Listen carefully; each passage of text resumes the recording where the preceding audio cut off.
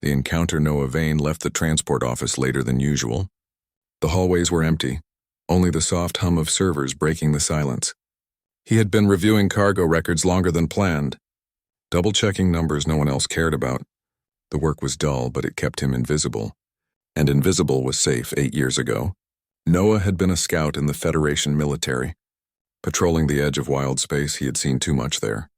Too much loss, too much betrayal. Now he only wanted a desk, a quiet life, and nights without questions. His boots clicked against the damp walkway of Zerith Prime as he headed home. Neon towers rose above him, their lights bending through mist from the exhaust vents. He pulled his collar tighter against the cold, already thinking about the stale meal waiting in his unit. It was supposed to be just another night, but then he saw them at first. Noah thought the shapes by the heat vent were discarded mannequins from a market stall. Two small figures crouched together, motionless, almost too still.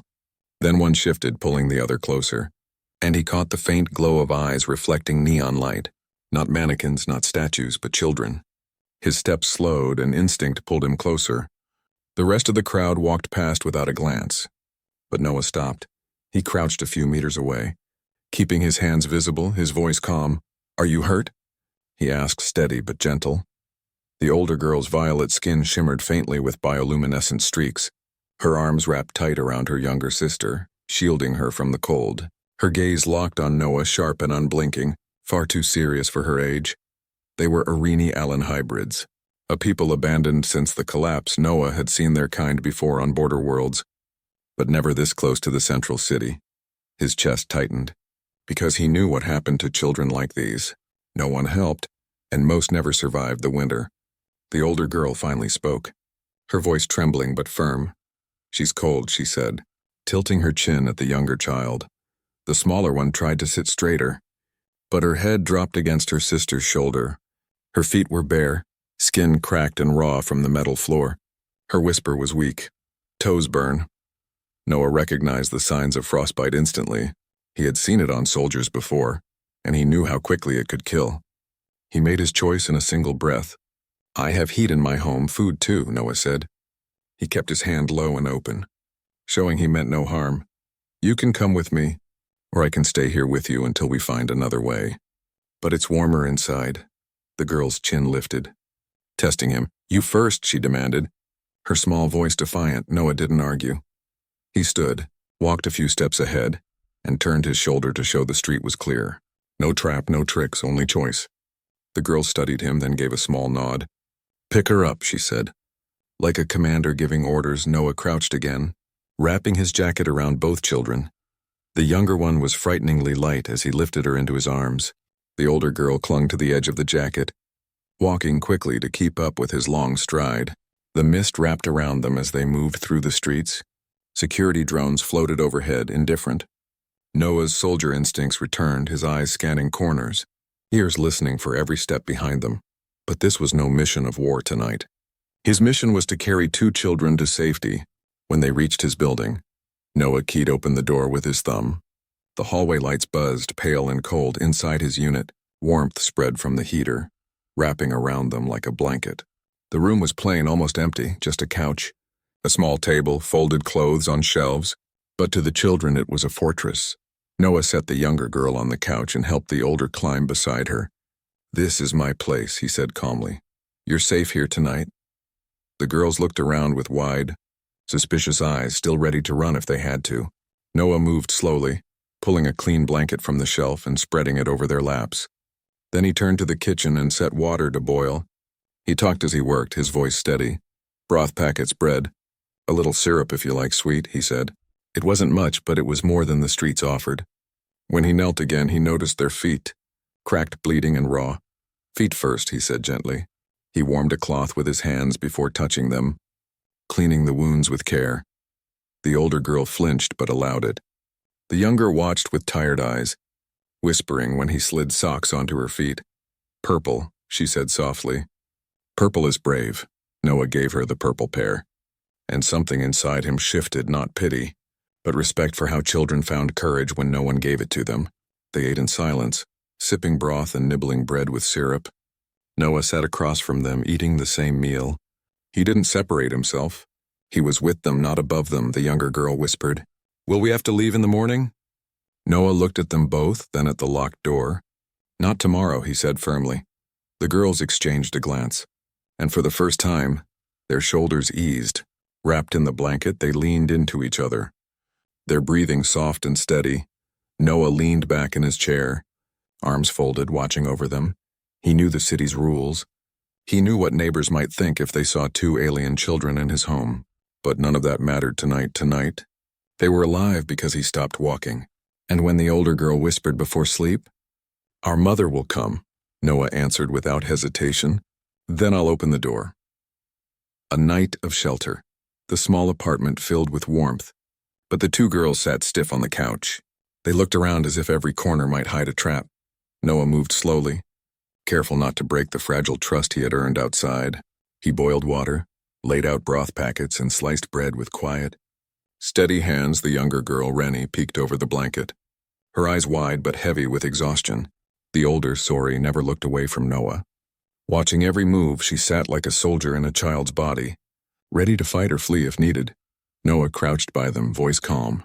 "This place is small but safe. You can sleep here tonight. No one will hurt you." Rennie's lips trembled at the word sleep, as if the idea itself was too good to believe. Sori only pulled the blanket tighter around her sister, her jaw clenched in silent defiance. Noah saw himself in that expression, the same hard mask he once wore in war zones, the mask that said, "I'll never trust first." The kettle whistled, breaking the heavy air. He poured steaming water into cups, adding the broth mix. The smell of food spread through the room. Rennie's head lifted slightly, her eyes bright with hope. She reached for the cup with trembling fingers, but Sori caught her hand, stopping her. Only after Noah took a sip from his own did Sori let her sister drink. The moment Rennie tasted the broth, a tiny sound escaped her throat, half sob. Half relief, Noah pretended not to notice, giving her dignity. As they ate, Noah prepared bandages and ointment for their feet. "Feet first," he said gently, lifting a cloth warmed by his hands. Sori hesitated, testing his patience. Finally, she placed her foot on his knee, cracked skin bleeding in small lines. Noah cleaned the wounds with the same care he once used to treat injured comrades, step by step. Warm cloth, ointment, bandage, sock, Rennie whispered weakly. "Purple socks," her small voice hopeful. "Purple is brave," she added. Noah gave her the purple pair without hesitation. Something inside him shifted then. Not pity, but a quiet recognition. Children invented courage when no one gave it to them. The meal ended, but silence lingered. Sori studied Noah with sharp eyes. "You didn't ask where we came from," she said suddenly. Her tone challenging. Noah leaned back in his chair, arms folded, his face calm. "You needed help." That was enough for now. Sori's eyes narrowed, as if measuring the truth of his words. Rennie, braver now with food in her stomach, whispered softly, "Will we have to leave in the morning?" Noah looked at the closed door, then back to them. "Not tomorrow," he said firmly, no hesitation. The words settled into the room like a shield. For the first time, Sori's shoulders eased just a little. Rennie curled under the blanket, her eyelids heavy. Her tiny fingers clutched the purple socks as if they were treasure. Sori remained awake, still guarding her sister. Still testing Noah with her silence, Noah stayed in his chair, not moving, his posture steady but not threatening. He had spent years training himself to rest lightly, always ready for danger. Now he used that same discipline for something new, keeping watch over two frightened children. The heater hummed. Rain ticked softly against the window. The city outside didn't care if the girls lived or died. But inside this apartment, Noah cared, and that was enough to change everything. Hours passed. The apartment quiet except for soft breathing. Noah's thoughts drifted, pulled between past and present. He remembered nights on border worlds, watching children scavenge after battles.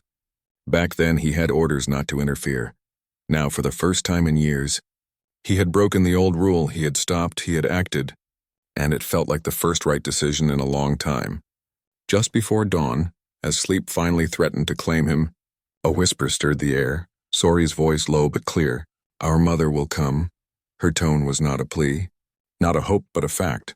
Noah opened his eyes, meeting her unblinking stare across the dim room. He gave one simple nod, his voice steady.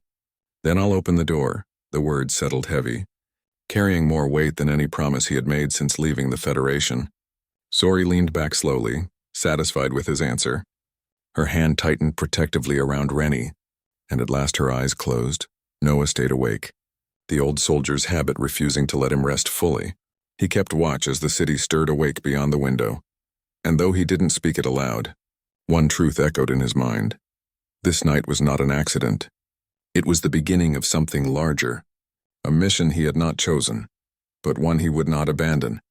When the first soft knock echoed on his door at sunrise, Noah was already waiting. He rose silently from the chair, his eyes flicking to the couch where the girl stirred under the blanket. The knock came again, deliberate, not the pounding of patrols, and Noah knew without doubt that the mother had arrived.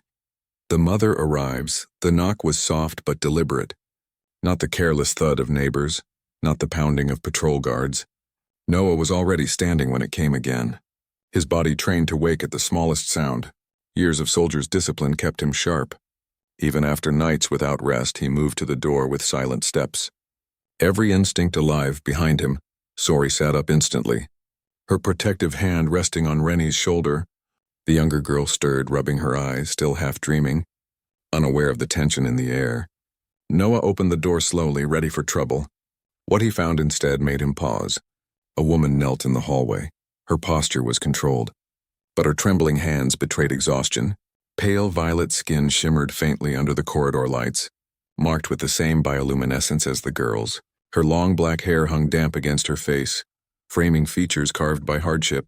She wore a ceremonial wrap like the children's, but it was torn, stained, clinging where it should have flowed. Her eyes darted past Noah, straight to the couch inside, and when she saw her daughter safe beneath the blanket, her expression cracked. Relief swept across her face. Followed quickly by shame, she bowed her head, forcing control back into her posture. "My daughters," she whispered, her voice low but steady. The girls bolted from the couch before Noah could speak. They clung to her sides, arms wrapping around her as if afraid she might vanish. The woman held them tightly, whispering in a tongue too soft and fast for Noah to follow. Her shoulders shook once, then steadied for a long moment. The family clung together in the doorway. Noah stood back, arms crossed, watching in silence. This was no reunion of joy. It was survival barely holding together. At last, the woman raised her head, her gaze sharp as it locked onto Noah. Her voice carried suspicion, fear, and something darker. "I can pay," she said firmly. Noah's jaw tightened. He had heard those words before in war zones. Women offering the only thing they had left to protect their families. It was a truth of survival he despised. Her trembling hand tugged at the torn fabric of her wrap, pulling it tighter against her chest. The meaning was clear, the offer undeniable. Her eyes dared him to deny it, dared him to reveal the price for saving her children. Noah's voice was calm, but steel ran beneath it. "I didn't bring them here for that," he said. "They were freezing, that's all." The woman froze, as if the ground beneath her had shifted. Her name came next, quiet, testing him. "I am Neris," she said, her tone sharp but wary. She studied his face, searching for the trick, the hidden hunger. But Noah's expression did not change, steady as stone. Behind her, Sori stepped closer to Noah, her small body tense. Rennie clung tighter to her mother. Confused but relieved, the air thickened. Heavy with unspoken fear, Noah stepped past them without another word. Moving toward the kitchen, the kettle clicked on again, bread and eggs laid out with careful, practiced movements. The rhythm of ordinary action steadied the room. He gestured to the table, his tone firm. "Sit, eat first. Talk after." Neris hesitated, suspicion still burning in her eyes. But the smell of food pulled at her resolve. She guided the girls to chairs, seating them before daring to take one herself. Her hands trembled as she folded them in her lap. Her gaze never leaving Noah, Rennie dipped bread into syrup, her small joy breaking the tension for a heartbeat. Sori ate slower, still watchful, her sharp gaze flicking between the two adults. Neris studied Noah with every move, the way he placed food, the way he scanned corners before sitting. Finally, her voice broke the silence. "You were Federation once," she said carefully. "A scout, maybe?" Noah did not look at her as he cracked an egg into the pan. "Border Scout, long ago," he answered, her lips tightened. "Men who leave the Federation don't usually end up pushing paper," she pressed. "I didn't want another war," Noah said flatly. Setting the food down on the table, her suspicion faltered for the first time. Replaced by something else, confusion, maybe even respect. The children ate quickly, their hunger drowning the silence. Noah crouched by Rennie after the meal, checking her bandages. Changing them with precise hands, Neris watched, her eyes narrowing at the skill, the care, the patience. It unsettled her more than cruelty would have. At last she spoke again, her voice brittle. "If we stay even for tonight, I can clean, cook. Whatever keeps the girls here." Noah shook his head, his tone firm, unyielding. "You don't owe me service. You don't owe me anything." The word struck her harder than any weapon. Her mouth opened, then closed again, disbelief written across her face. For years she had bargained for scraps, survived by offering what little she had left, and now here was a man saying no. Her eyes flicked to her daughters, then back to him. "Then why?" she whispered, her voice breaking. Noah's gaze shifted to the girls, wrapped in his oversized shirts, their shoulders finally lowering as warmth spread through them. His voice came steady, certain, because someone should have stopped. "And I was the one who did." The room fell into silence. The heater hummed. Rain ticked faintly against the sill. Neris's shoulders dropped for the first time since stepping into his home. Her daughters leaned against her, full and drowsy, their breath soft and steady. Noah cleared the plates, his movements precise, his silence firm. And though no one said it aloud, one truth was already clear. This night was not about payment, not about survival alone. It was about the fragile beginning of something far more dangerous: trust. Breaking the silence. The rain outside grew heavier, rattling against the metal window frame. Inside, the air was warm, but the silence was sharp. Neris sat at the table, her hands folded, her gaze fixed on Noah as he cleaned the dishes with soldier's precision. The girls dozed on the couch under the blanket, their breathing steady, small faces finally free of fear, but tension still lived between the two adults. It was not hunger or cold that kept Neris awake now. It was doubt. She could not understand a man who asked for nothing. Noah felt her eyes on him, sharp as a blade. He stacked the plates carefully, then turned, leaning against the counter. "You said you've been here 3 weeks," he said evenly. Her jaw tightened. "Yes," she replied, voice clipped. 3 weeks of hiding, trading scraps, watching them grow weaker every day. Her gaze dropped to her daughters, then lifted back to him. "Their father left when the food ran out. He walked away. We were nothing to him after that." The words carried no tears, only iron. The voice of someone who had learned to survive by burying grief. Noah gave one short nod. No pity in his eyes, only recognition. He knew abandonment. Soldiers who had disappeared in jungles and deserts, never returning. When no one stopped, you learned to expect no one ever would. That truth he understood too well. But Neris wasn't finished, her voice hardened. "Kindness is not free in this city. If it comes with a price." Her hand trembled as it clenched around the edge of the table. "I had nothing left to pay, so I taught my girls that hope was dangerous." Noah's silence was heavy, but it was not cruel at last. He crossed the small room, crouching to meet her eyes. "I don't want payment, I don't want what you offered earlier," he said firmly. "I want them safe, and you too, that's all." The simplicity of the words struck her harder than any argument. Her lips parted, but no answer came. From the couch, Sori's voice cut through the air. Blunt as always. "If we stay, will guards come? Will they take us back outside?" The question carried no fear, only hard logic. Children saw truths adults tried to hide. Noah turned toward her, his gaze steady. "Not while I'm here," he said. No hesitation. It was not a promise. It was a fact. And that answer satisfied her more than any comfort from her mother ever could. She leaned back, eyes half closing, finally willing to rest.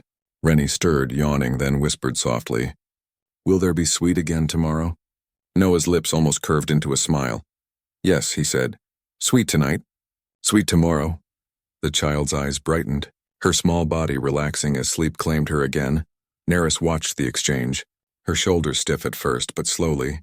She let out a breath she had been holding since she entered for the first time. She reached for the bread jar without waiting for permission. It was a small act, but to Noah, it was a surrender of fear. The night stretched forward. The room filled not with silence, but with fragile trust. Noah handed the girls clean shirts from his shelf. Sleeves too long, hems brushing their knees. Rennie twirled with joy, laughing at her reflection in the window.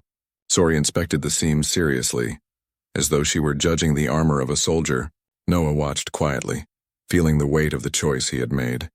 His unit, once sterile, now belonged to more than one person. Later, as evening deepened, Neris rose without being asked. She cleaned the table, folded the blanket neatly, hung the torn wraps by the heater rail. Her movements were sharp, focused, as if proving she was not just taking. Noah almost told her she didn't have to. But something stopped him. She needed to contribute, to hold dignity in a life that had stripped it from her.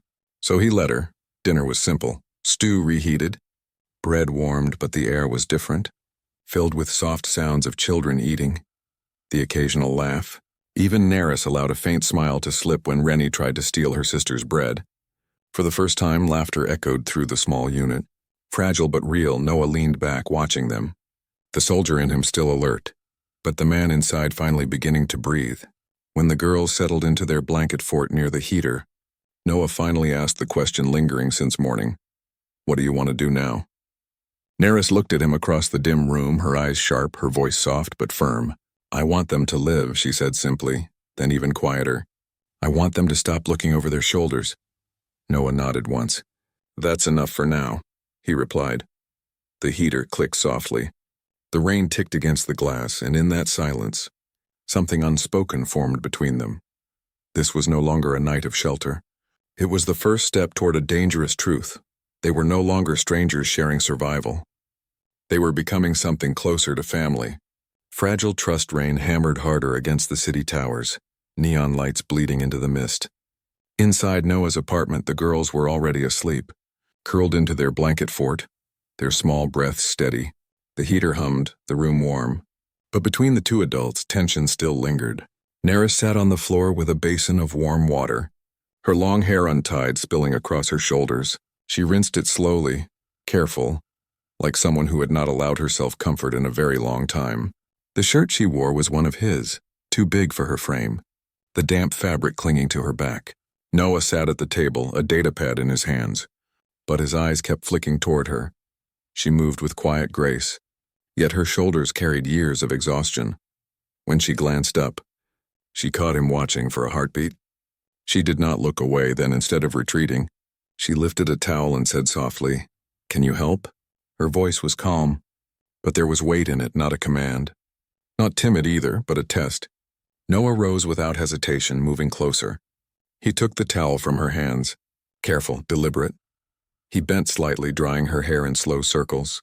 The heat of her skin brushed his knuckles, her breath caught, not from fear, but from the strangeness of being cared for without demand. "You're steady," she murmured almost to herself. "Years of practice," he replied quietly. Scouts didn't get room for mistakes. Her shoulders eased, Then stiffened again. "You could have made me repay you already," she said, her voice low. "Most men would have, and I was ready. That frightens me most, that I was ready." Noah paused, his hand resting lightly on her shoulder. "You don't owe me anything," he said firmly. "Not food, not service, not your body, nothing." The words were steady, but they struck her like thunder. She tilted her head slightly, letting the towel slip into her lap. Her hand rose, resting on his chest, palm flat, fingers spread as if to feel the beat of his heart. Her eyes searched his face with raw intensity, desperate for the trap she expected. "If I kiss you," she whispered, "will you still say the same?" "Yes," Noah answered, calm, unshakable. There was no hesitation in his voice. Slowly she leaned up, pressing her lips to his. Soft at first, uncertain, then firmer when she felt him hold steady. He did not pull her closer, did not claim the moment. His hand only steadied her waist, leaving the choice with her. The kiss was brief, but when she pulled back, her cheeks flushed, her breath uneven. He met her gaze without flinching. "You don't owe me," he repeated, voice low but unbreakable.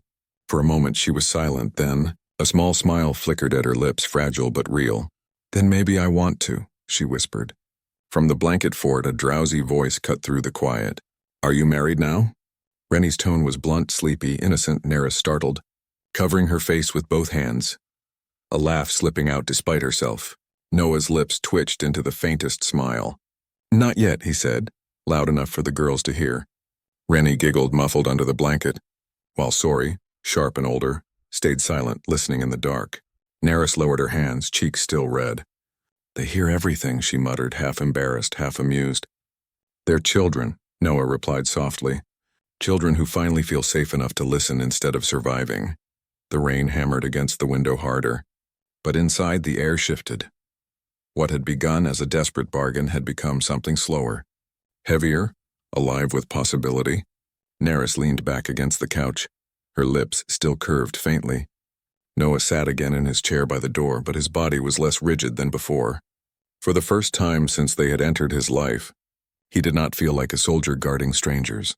He felt like a man keeping watch over something he could not afford to lose. The hours slipped by, the storm outside raging, but inside, warmth and fragile trust settled deeper.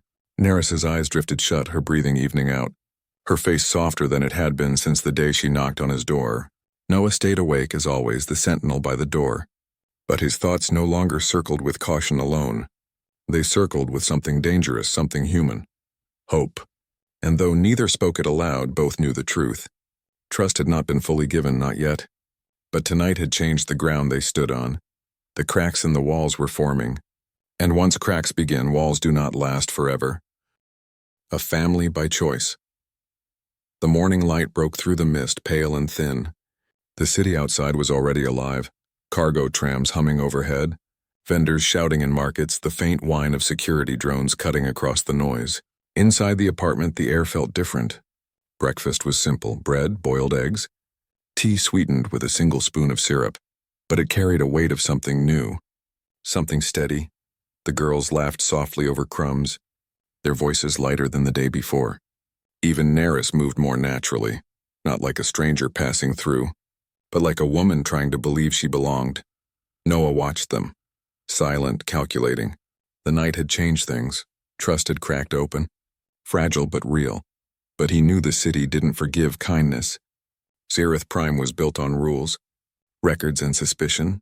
If neighbors saw too much, if patrols asked too many questions, this fragile beginning would shatter. He set down his cup, his voice calm but carrying weight. "We're going out today," he said. The girls froze, eyes wide. "Out?" Sori asked carefully, her tone sharp with fear. "Out where?" Neris asked, suspicion returning to her voice. Noah leaned forward, steady, unblinking. "To the registry," he said. "We put our names together, one household, 4 of us. It's the only way to stop questions before they grow louder." The silence that followed was heavy. Neris's hand tightened around her cup, her knuckles pale. "Names on a record," she said slowly. "Means they'll know where we are. Means they can find us." Noah nodded once, not denying it. "But it also means you're not shadows anymore. No patrol will drag you out as vagrants. No clerk will mark your girls as abandoned. You'll be official. You'll belong." Sori's sharp eyes studied him.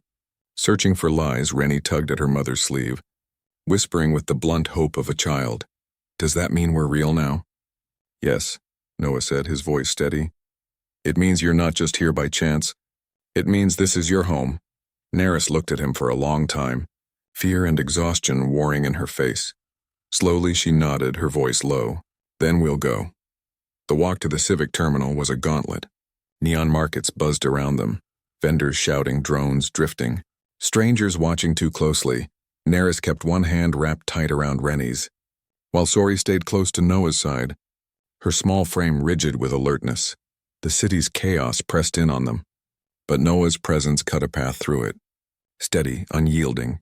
Inside the terminal, the air was cold and clinical. A single clerk sat behind a glowing console, his voice flat, routine. "Household registration. Names and ages," Noah spoke first, clear and calm. "Noah Vane, 38. Neris straightened her spine, her chin lifting with quiet defiance. "Neris, 31. Sori stepped forward. "Proud, unafraid Sori, 7. Rennie giggled nervously, then squeaked out, "Rennie, 5. The clerk barely looked up, typing each entry without expression. "For residents, 1 unit, confirm," he said. Sliding the panel forward, Rennie's eyes went wide, staring at the glowing square. "Can I press it?" she whispered. Noah gave a single nod. She reached up with both hands and tapped the screen. The console chimed softly, and the record was sealed. For the first time, their names were bound together, not by survival, not by chance, but by choice. On the walk back, Rennie skipped between them, chanting, "We're real, we're real." Sori walked silently, but her head was higher than ever before. Neris's hand never left Noah's arm, though she didn't speak. Her silence carried both relief and unease. When they reached the apartment, the space looked the same. The couch, the heater, the narrow shelves, yet it felt different. 2 small toothbrushes now stood in a cup by the sink. A second blanket folded neatly at the foot of the couch. The alcove by the heater no longer looked like a shelter, but a bedroom. Noah set his satchel down and placed 4 small metal tags on the table. Each was engraved with a name and their unit number. For the door, for the lockers, for anywhere you need to prove you belong, he said simply. Sori picked hers up first.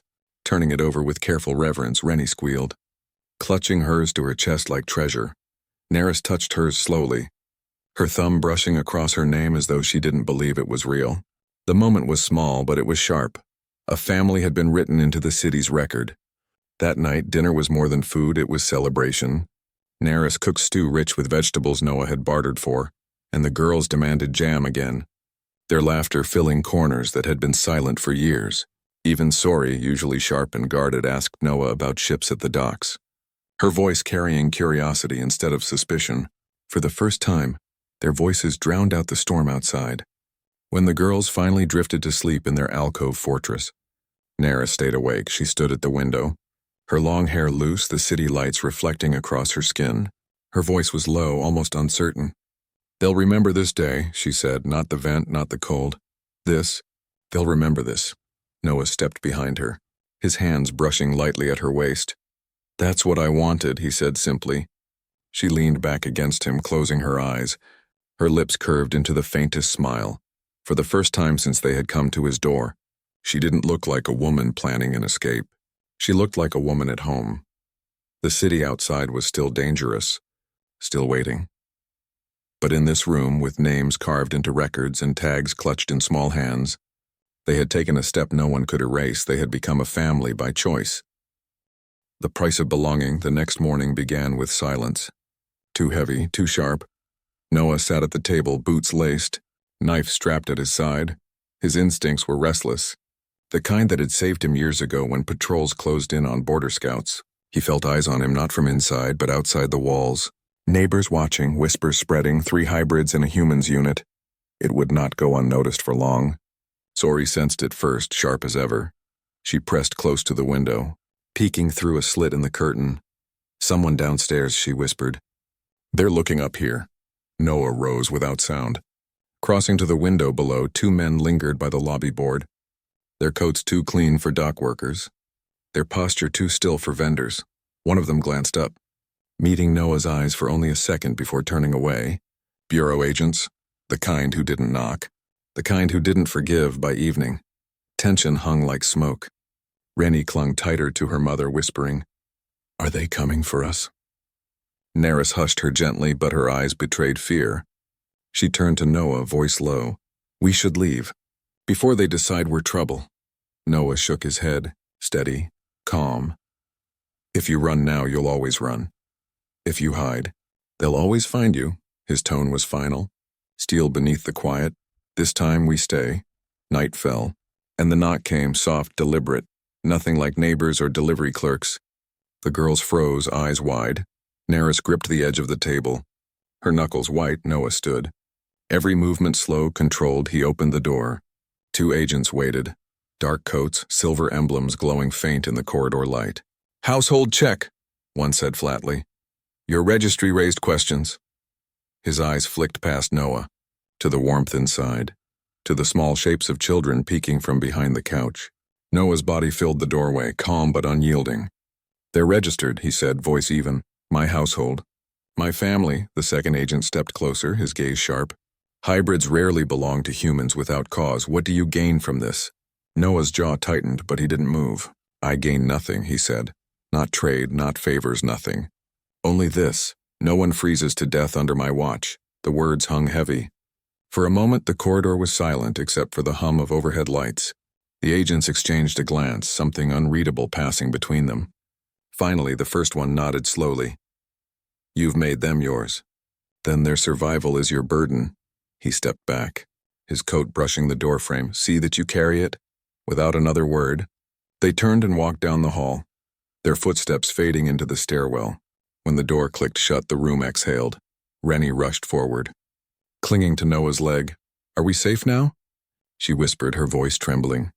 Noah crouched, his hand steady on her shoulder. For tonight? He said, calm, unshakable. Sori's sharp eyes locked on him, testing his truth. Tomorrow, too? She asked. Yes, Noah said firmly. As long as I breathe. Tomorrow, too. Nara sank into the chair. Her hands trembling, her face pale, she whispered, almost to herself. You challenged them. You didn't even hesitate. Noah looked at her, steady. I've faced worse than 2 men in coats, he said. But I've never faced children left to die without lifting my hand. That's a line I won't cross. For the first time, something broke in her eyes. The fear, the suspicion, the years of waiting for betrayal shaken loose. She rose, stepping close, her voice unsteady. You don't know what you've done, Noah. You've chained yourself to us. And it will cost you. He shook his head once, calm. Not chains, he said. Choice. She stared at him, searching for weakness, for the hidden trap in his words. But she found none. Finally, she leaned into him, her forehead against his chest. Her whisper was small, fragile, but it carried the weight of years. Then we're yours, not by debt, not by bargain, but because you chose us. He wrapped his arms around her. Steady as steel, the girls pressed close too. Sori silent but fierce, Rennie clinging with childlike devotion, 4 bodies tangled in one fragile embrace. And for a moment, the storm outside meant nothing. For a moment, they were whole. Later, when the children slept, Noah sat again in his chair by the door, knife resting at his side, but this time, the silence in the room was not empty. It was filled with breathing, with warmth, with the weight of belonging. The city beyond would not forget them.